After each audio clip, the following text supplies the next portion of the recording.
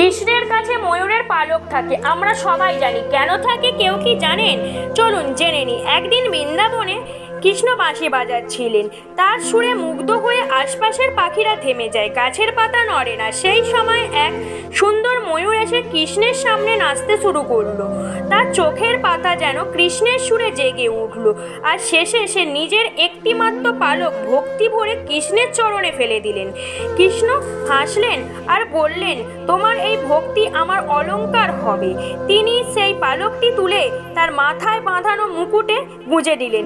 সেই থেকে কৃষ্ণর মুকুটে ময়ূরের পালক ভক্তি ও নম্রতার প্রতীক। আধ্যাত্মিক অর্থ: ময়ূরের পালকের চোখের মতো দাগ মানে সর্বশ্রেষ্ঠ কৃষ্ণ, যিনি সব দেখেন কিন্তু সবার প্রতি করুণায়।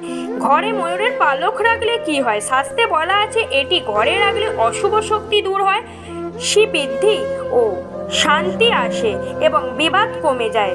যেন কৃষ্ণ ও বিষ্ণুর আরাধনা হয়, সেখানে পালক রাখলে ভক্তি ও স্নেহ বাড়ে। এই রকম ভিডিও পাওয়ার জন্য চ্যানেলটিকে সাবস্ক্রাইব করুন, আমাদের সঙ্গে থাকুন।